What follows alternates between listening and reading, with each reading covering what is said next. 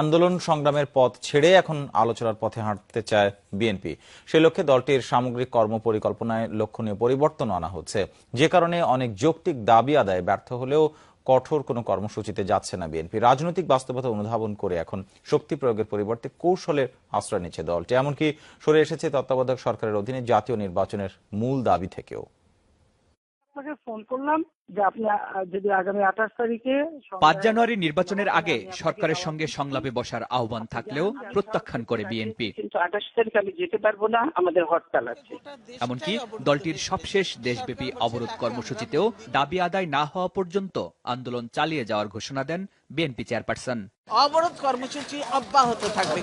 কিন্তু সময়ের মারপেচে বদলে গেছে রাজনৈতিক প্রেক্ষাপট। জনতার ঢেউ নামবে, এই অবৈধ সরকারকে উৎখাত করুন। যেসব নেতার তর্জন গর্জনে কাঁপত রাজপথ, তাদেরও সুর নরম, যে কারণে 7 নভেম্বরের সমাবেশের অনুমতি না পাওয়া কিংবা খালেদা জিয়ার নামে গ্রেপ্তারি পরোয়ানা জারির পরও বিক্ষোভ কর্মসূচি ঘোষণা দিয়ে দায় সেরেছে দলটি।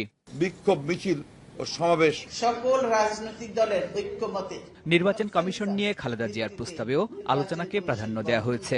এমনকি তত্ত্বাবধায়ক সরকারের মৌলিক দাবি থেকে সরে এসে নির্বাচনকালীন সহায়ক সরকারের কথা বলছেন খালেদা জিয়া।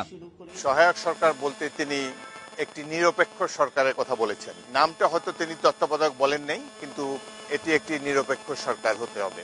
আমরা এই নিরপেক্ষ সরকারের অধীনে নির্বাচনে যেতে চাই। বিএনপির এই নেতা জানান, এখন আন্দোলনের পরিবর্তে আলোচনার মাধ্যমে দাবি আদায়ে অনেক বেশি মনোযোগী বিএনপি।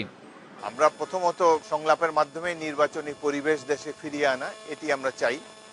তবে যদি সংলাপ কাজে না লাগে তাহলে বাধ্য হয়ে আমাদেরকে রাজপথে নামতে হবে। মূলত নিজেদের সাংগঠনিক সক্ষমতা বিবেচনা, আন্দোলন দমনে সরকারের কঠোর অবস্থান আর সামগ্রিক রাজনৈতিক বাস্তবতা অনুধাবন করেই দলের কৌশল পরিবর্তন করছে বিএনপি। কেন্দ্রের এমন মনোভাবে কিছুটা স্বস্তিতে মাঠের নেতাকর্মীরা। যেহেতু ম্যাডাম একটা তৃণমূল যে কোনো নামে সরকার গঠন করার জন্য মনে করেন বলছে, এই পত্রা নিয়ে গেলে গভর্নমেন্ট ভালো হবে। আঙ্গুল সোজা করে না, ওটা আঙ্গুল দেখা করতে হবে।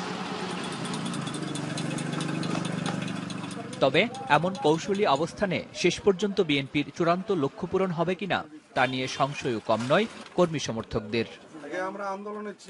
এই প্রতিবেদন তৈরি করতে গিয়ে বিএনপির বিভিন্ন পর্যায়ে নেতাকর্মীদের সঙ্গে কথা হচ্ছে আমার, যাদের একটা অংশ মনে করে বিদ্যমান রাজনৈতিক বাস্তবতায় সংলাপ সমঝোতা ছাড়া দাবি আদায়ে আর কোনো পথ নেই বিএনপির কাছে। আবার কেউ কেউ বলছেন, পরিস্থিতি যতই খারাপ হোক কিংবা শক্তি সামর্থ্য আর সাংগঠনিক অবস্থা যতই নাজুক হোক না কেন, দাবি আদায় করতে হলে আন্দোলন সংগ্রামের পথেই হাঁটতে হবে বিএনপিকে। Shariful Islam Khan, Jamuna news, Tumulia union, Kaliganj, Gazipur.